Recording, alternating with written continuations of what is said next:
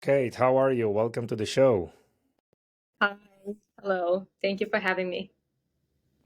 Thank you as well. Kate, you're in a very interesting industry. I love the chat today. Obviously, you are in the collectible industry, working with rare coins, dealerships, and auctions. I'd love to know more for the audience also to hear more about the specific of your industry. So probably maybe we start with the Bullion Shark and what you do at Bullion Shark and tell us a little bit about the characteristic of the industry. Of course. I have a very fun job. Starting with, being in marketing in general, it's always a lot of tools that you can test and a lot of strategies available for you. But also being in the industry of rare coins, you always have something new, something that you have never seen before. And there are so many stories that people have been telling about this coin over and over again for years that we hear from our numismatists and we can put it together for our marketing materials. We deal rare coins. They can be from ancient Greece, Rome, from USA as well. They can be really, really old, and all of them have their unique stories. So that's very fun. It's really interesting. I mean, history is really a hobby of mine, and I really interested. I think I'm going to start this episode from the back end side of things because I'm really interested to know how things are working, like behind the scenes. How do you find these coins? What the research is that you do? Let's unpack this a little bit because I think it's very interesting part of what you do. Yes, of course. So I'm not finding them. That's Yeah. not my job. So that and I don't talk about this part. But research is very interesting. So some coins have been minted for quite a long time, right? And then something can happen, like they've been transported from one place to another, and then the ship that they've been on just sunk, and all of a sudden they are so much less coins in circulations than used to be, and the price of them goes way up.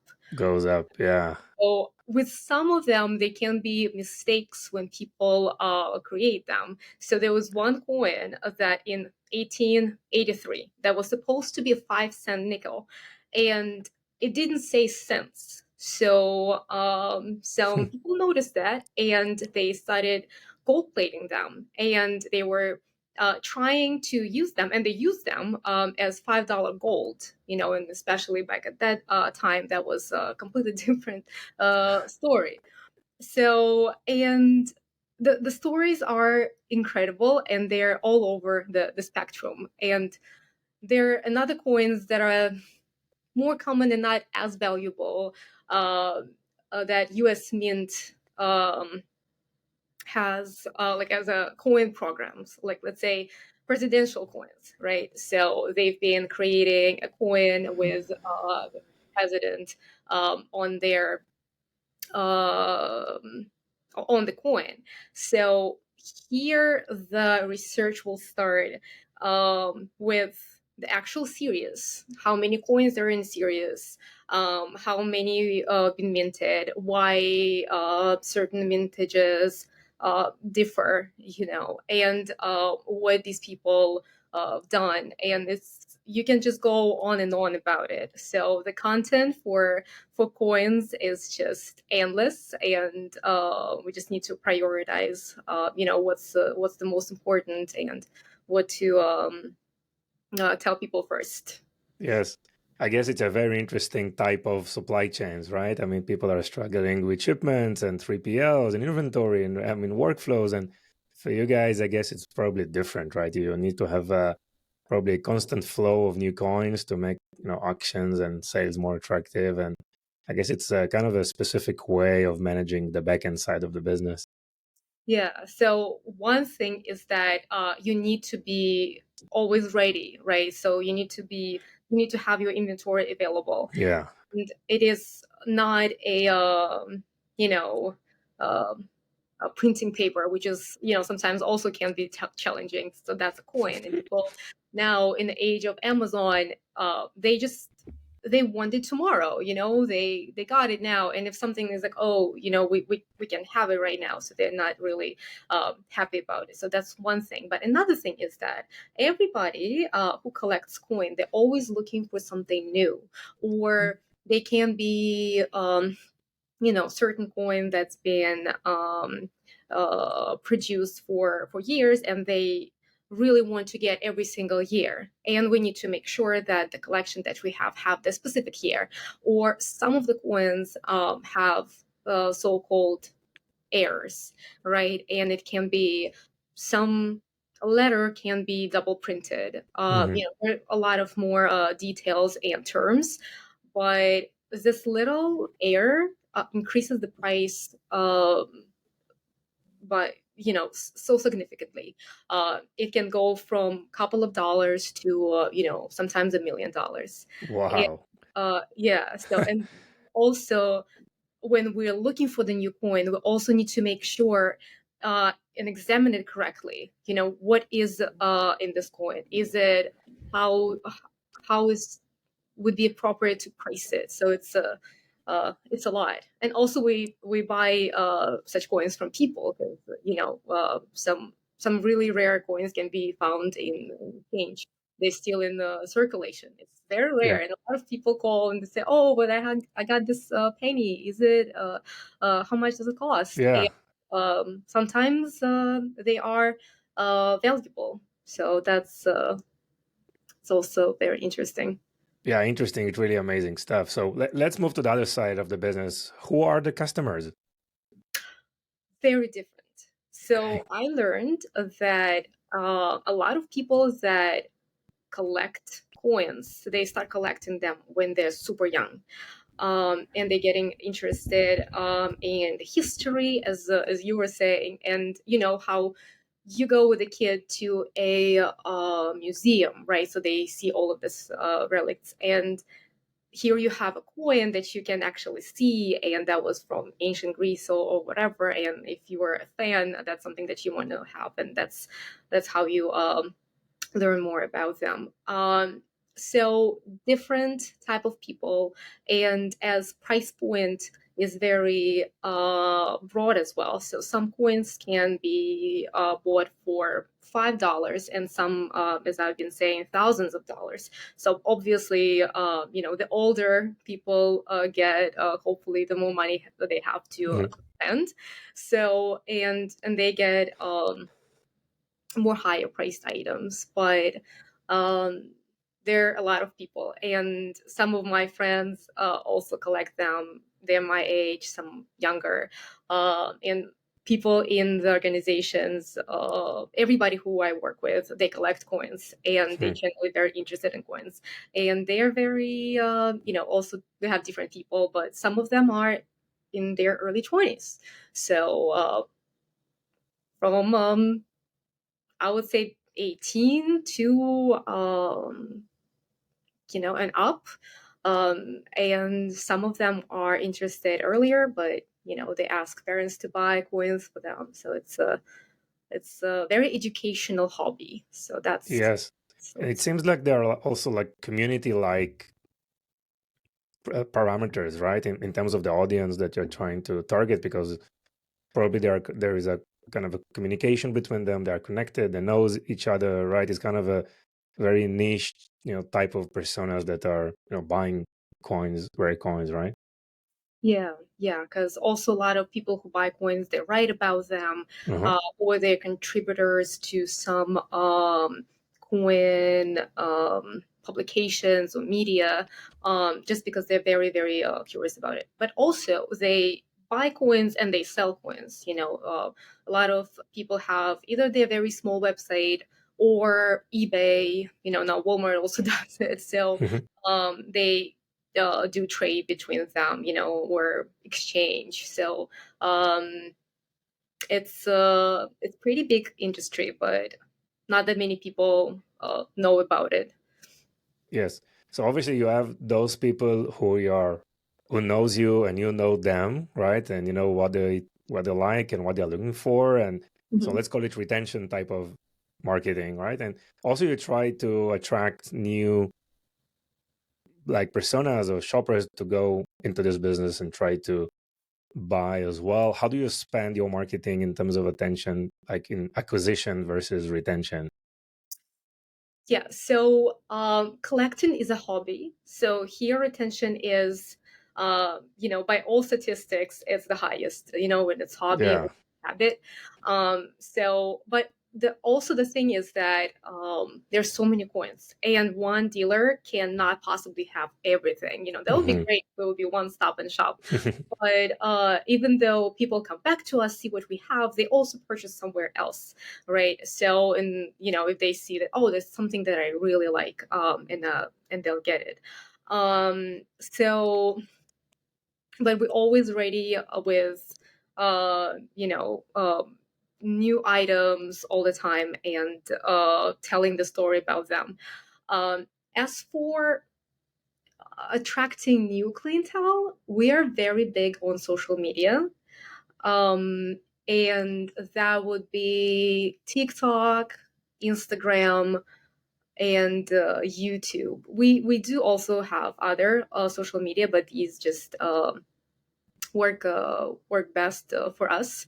So we rarely really promote the product itself, but we teach and tell the story about certain aspect of coin collecting, showing why this coin is that cool, and also telling people that they can have this valuable coin when they're not aware of. So all of the people that follow us, they all check their change. Okay, got it. So the content you're creating is mostly kind of a UGC type of content, or it's like on the influencer marketing side? All in house. Yes, all in-house. Mostly, yes. And we have a different type. We, as I was saying, we're going live and we're showing the actual products, but we also just educate people and just do this type of videos for Instagram, TikTok, and YouTube. Nice. This is again from your own internal team, right? Yes, that's all. It's all our team. So here is the little tricky part for the UGC. People who buy coins, they do not want people to know that they buy because Hmm. of security reasons. So nobody will really show the face and say, I got this super rare Yeah, gold, of course. or it's not supposed to be. It doesn't matter if it's gold or not. But this super rare coin that, look at this. I spent $200,000 on it. Nobody will do this. Um, Yes. Maybe for smaller purchase, but we haven't tried that yet. Yeah. So you mentioned live shopping, and obviously you have your e-commerce platform. So how the transaction, the auction itself is taking place? Um, Auctions, we do not do live auctions Okay. for now. We just have it on our platform. We just make sure that the spectrum of the products is interesting, and just let our audience know. With the social media or any other promotions that we have in place. Yes. So the live that you mentioned, is it for education or also you're creating kind of a live shopping event also, or like Live people shop. are buying live shopping? Yeah. Yeah. So there, it's not an auction. So there is a fixed price for the coins and people are just buying. Yes. Yeah. And, Yeah. and you usually have like one of each sort, right? There is no like, it's mostly rare coins, right? So it's kind of a unique coin. I mean, every Yes. coin is Yes. unique, right? Yes and no. Okay. Some of the coins, they can be. It could be 3 millions of them minted, right? But the same coin next year can be only maybe 500,000, and that will already consider more rare than the other one, Mhm. right? But that's just can be different numbers, or also for some Greek coins, right? So it may be same coin of Constantine II, but none of the coins are the same since they've been all struck by hand. So every single coin is unique, and Unique. some of them can have better features than the other. But since we are selling them online, it's very important to show the coin what people will get, or maybe sometimes we can have couple coins and just say, so this is bad quality, this is worse, but they're all certified. So, and there's some certification uh, homes that will put the price and guarantee the authenticity of Yeah. it.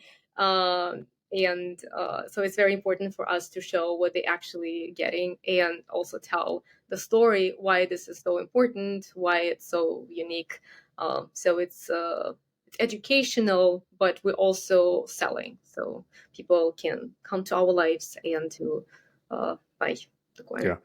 So you mentioned you are very strong on social. Is it mainly organic, or are you also using, paid media as well? Um, we do use paid media, but it's mostly organic. Mostly organic. Yeah. What other organic activities you are performing? I know you're also very strong on email marketing. Tell us more about the inbound activities that you do on the marketing side. Nothing really too crazy, just as every other company. We're reaching out to our audience saying that, so this is the new item that we get. And um, a lot of people, we have great open rates because they all love to read about the coin itself. So Yeah. they click through, they read about it, and sometimes they buy, sometimes they don't. But we take pride in putting our time into putting all the information for them.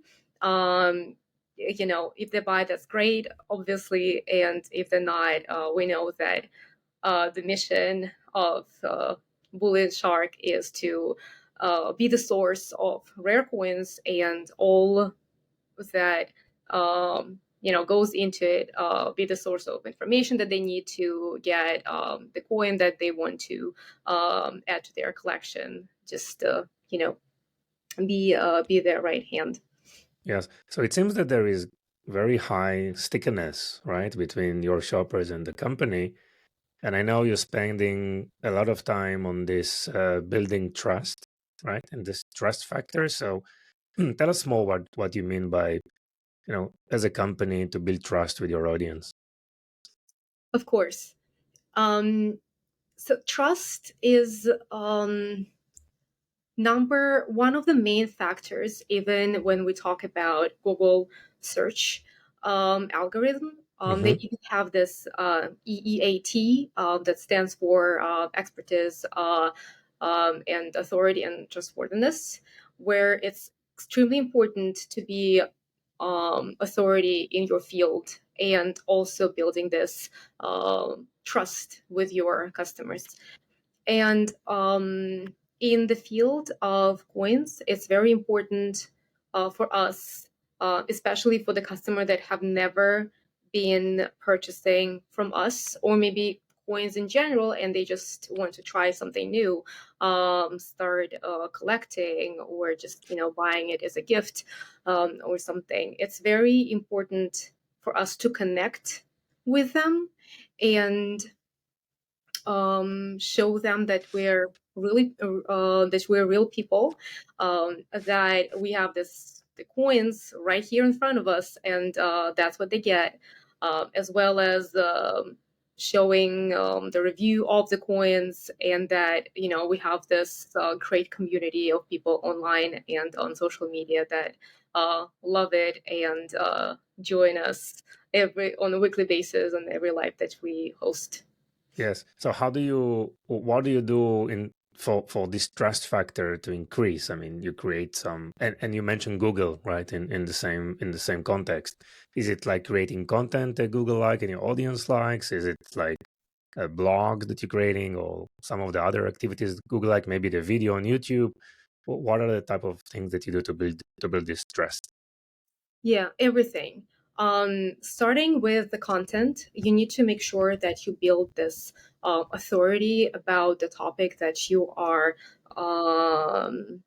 about your product, right? So if we sell coins, we need to make sure that we tell people how the coin is valued, right? So what's the important factors that they need to know about, where they can learn more about the coin, mintages, values, collectability, all of that. So also if they want to sell the coins, how do they do this? As well as making sure that we are putting our reviews and videos um, everywhere on social media. So trying to do the 360 of the uh, of our topic online. Yes. So it seems that like the target customers or the shoppers are like, and I talked about the stickiness. It's like you're part of their daily life. It's kind of a habit, right? They know to open your newsletter, to go and check what's new. How often do you think they're interacting with any of your content, web pages, social media account? Is it like on a few times a day? Is it a few times a week? I mean, Yeah, it's actually amazing. Um, Everywhere I went for conferences and people saying like, "Oh, so if your customer comes back the same month, it's already great." Some people that purchase from us come back the same day, several times a day. So they will find something because some items are just $20, right? So they saw something they're like, "Oh, I'll get this," yeah, and then they will be researching somewhere and they'll come back, you know what, maybe I want this as well.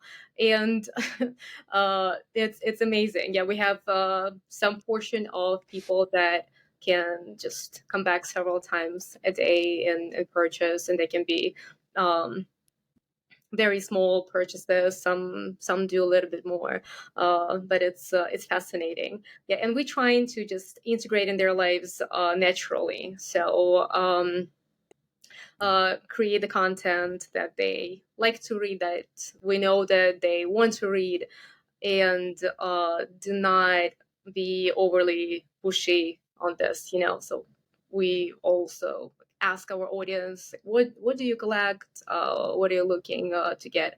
To add to your collection, not just to push it on them, but understand what we need to work on more. So that's yeah.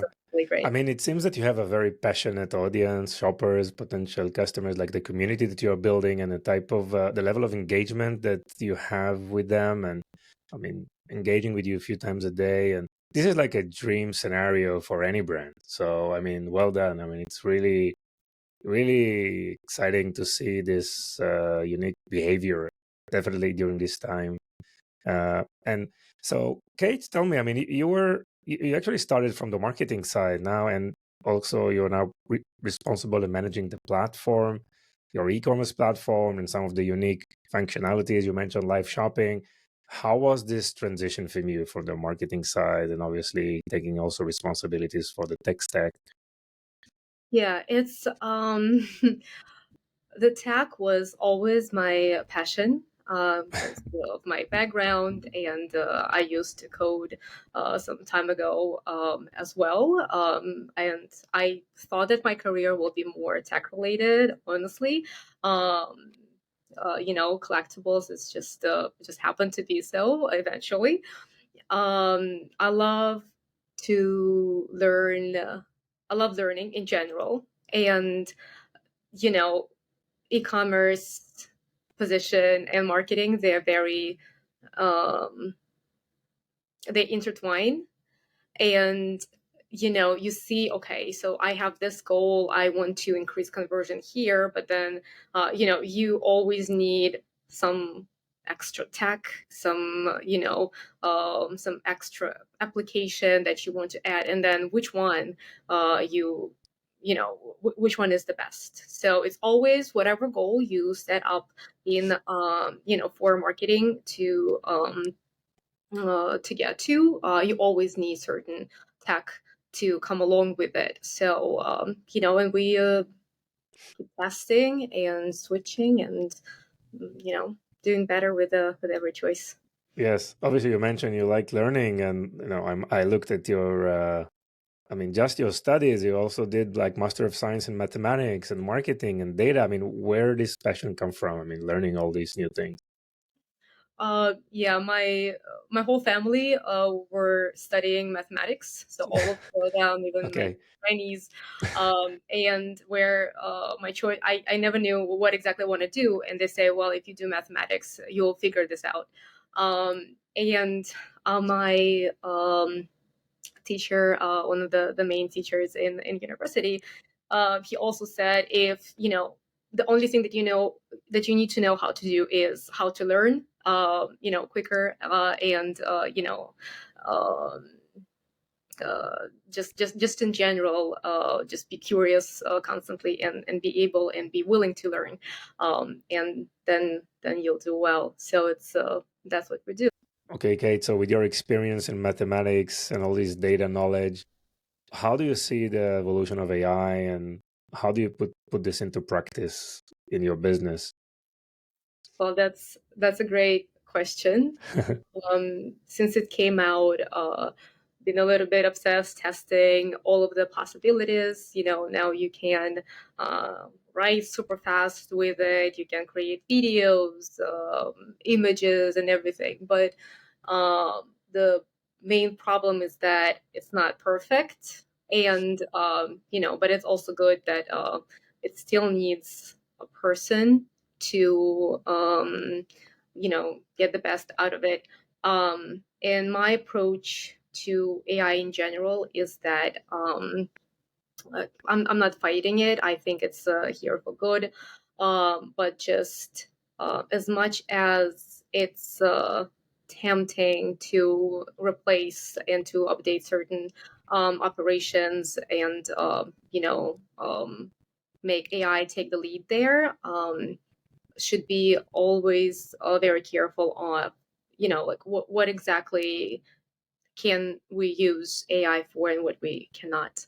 Um, every company that I see right now uses AI, but whoever does it cautiously, and still does, if it's a writing, a proofreading, making sure that, okay, so we have this content, but it's not just letting it write everything. You just have maybe some portion, and then you adjust it to your voice, and to the uh, audience that will be reading. Sometimes I see in some rare coin dealers, and I see the blogs that they post, and it just doesn't make sense. Yeah. And we also use it, but just we try to be extremely cautious and just use certain part. Some of the AI is really good, and it does save a lot of time, but all of them still needs human being next to it, and this mix actually works the best. Yes, I mean, probably use it as a tool to expedite time frames, probably launch new campaigns or expedite them to market, like cost reductions, maybe headcount, staffing, like brainstorming on creators. But again, you need a human, obviously, to wrap it up and make it something which is more human oriented. And I think you mentioned the blogs. Obviously, most of the search engines today can quickly identify content that was written by AI and probably will not promote it in any way, right? So it's Yeah. there's so much content out there these days, not just text but also video and pictures, right? And I think people are looking for the more genuine and creative thought process to differentiate themselves, right? Yeah, it really help you to generate the ideas, but then you still need to do the work.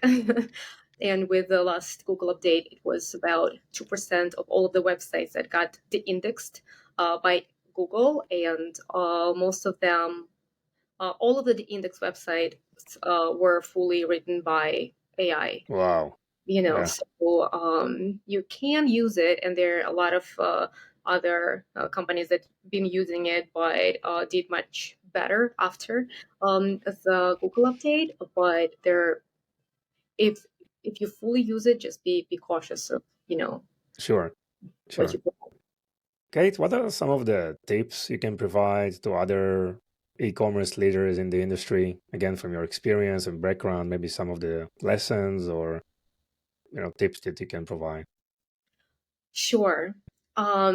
So for the leaders, I would say that it's very important to understand the strengths and the weaknesses, your own strengths and weaknesses, as well as your brand.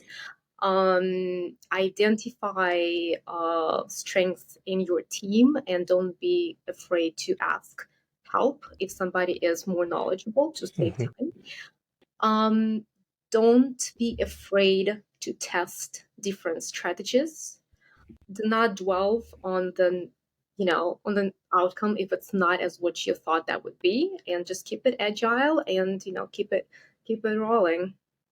Nice. Very good. I think it's having this like no ego type of mentality, right? Both as a person and inside as in the company. So really important feedback. Thank you so much. And Kate, this is the part where I ask you about a fun fact about yourself that you can share that probably most people in your network, professional network, are not aware of. Yes. So I'll give you two because I Wow. guess that's Lucky, lucky me. Yeah.